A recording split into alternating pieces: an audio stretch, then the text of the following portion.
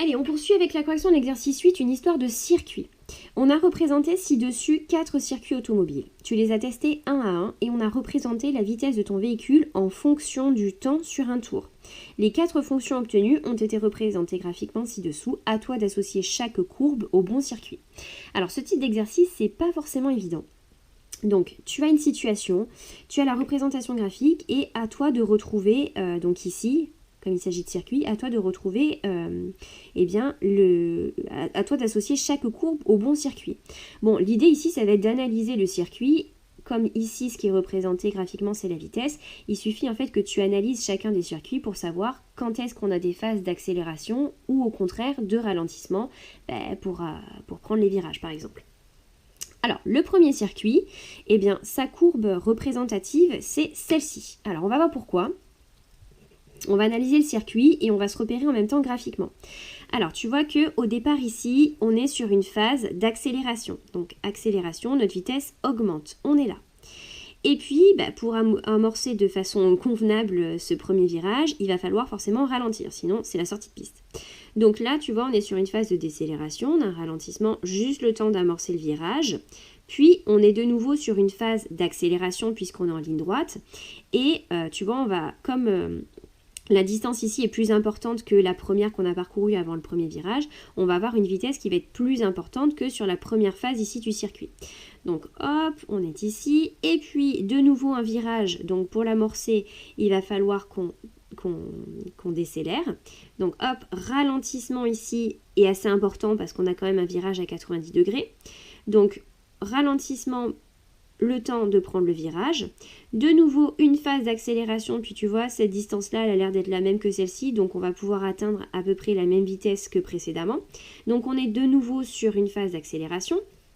Puis ici de nouveau le virage, donc ralentissement. Troisième phase d'accélération. Et puis tu vois, ce sont les mêmes distances à chaque fois. Donc on remonte ici au même niveau que sur les phases d'accélération précédentes. Et puis ici, de nouveau un virage, donc ralentissement. Une fois que le virage est passé, on est sur une nouvelle phase d'accélération pour franchir la ligne d'arrivée.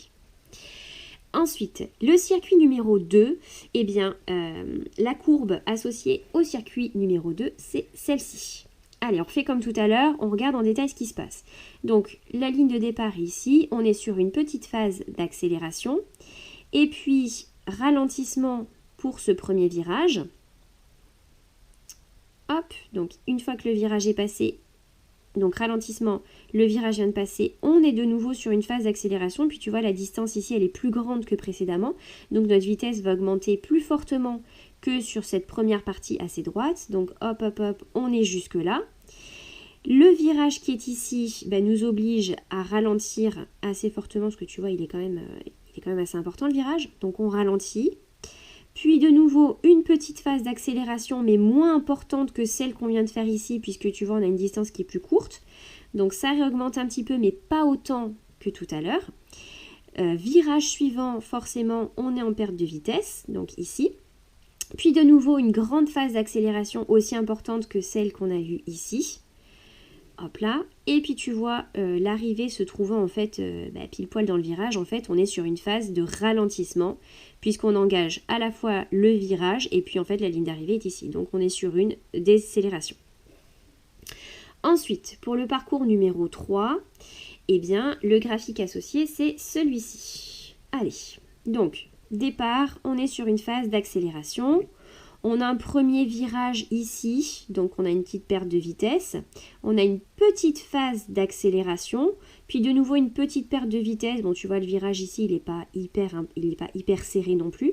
Donc, petite perte de vitesse. De nouveau ici, en phase d'accélération. Virage, donc perte de vitesse. Et puis ici, on va être sur une phase d'accélération plus importante que précédemment. Donc là, on a de nouveau une bonne accélération. Ici, on a quand même un petit virage à prendre, donc un ralentissement, mais pas non plus, tu vois, pas un ralentissement aussi important qu'on a pu le voir sur les autres circuits avec des virages beaucoup plus serrés. Donc, on est ici, ralentissement, puis de nouveau une phase d'accélération jusque là. Le petit virage à prendre, donc on ralentit.